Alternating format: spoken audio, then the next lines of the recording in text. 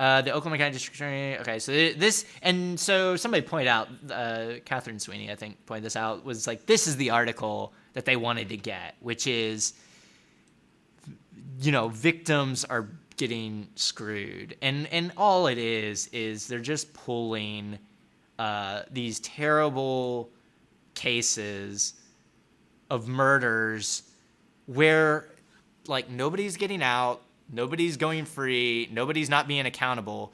It's because the jurisdiction changed, now they have to like redo the case or account for that, because that's just the way the jurisdiction deal goes.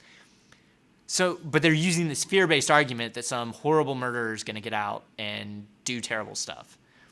And what this argument is known as is the Willie Horton effect. For those that are too young or don't know, yes, it was Eccles, and it was at this NAMI event, and it was extremely gross, and I did not care for it.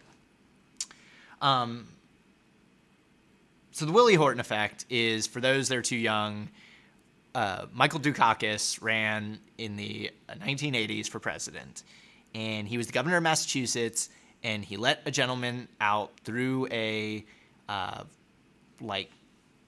partial release program. I think it was like a weekend release program named Willie Horton. He let this guy out. Well, anyway, guy goes on his weekend away thing, skips out somehow, and ends up committing a murder or something, committing a terrible crime. The Republicans ran attack ads against Michael Dukakis on that, and they claim that's why he lost the election. I mean, I think probably it was a lot of things, but didn't help. So now, fast forward, god dang, 25, 30 years later, and we're still having the same fight. Yes, anytime you let people out, there is a chance that something bad could happen. Oddly enough, in Oklahoma, when Stitt did his massive commutations, one of them 6 months later killed 3 people. So, I mean, it didn't get reported, but like it happened. But the other 150 people presumably have gone back to their lives and moved on.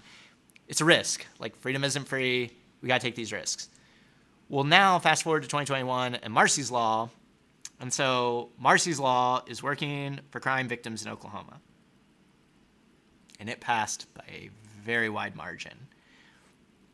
That is because the whole premise of Marsy's Law is about fear. It is about, here, like, if you click on it, basically this billionaire, Henry T. Nichols, his daughter was killed. It was terrible. And he went on a tear running these laws now in dozens of states. So a week after her murder, the guy was out awaiting trial, and they ran into him, and that upset him so much that he has now changed laws in like 25 states. The literal ads they ran for this were like, somebody is stalking you. I mean, it was terrible crimes. It was totally fear-based.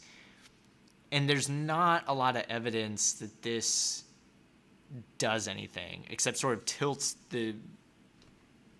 the table against people accused of crimes.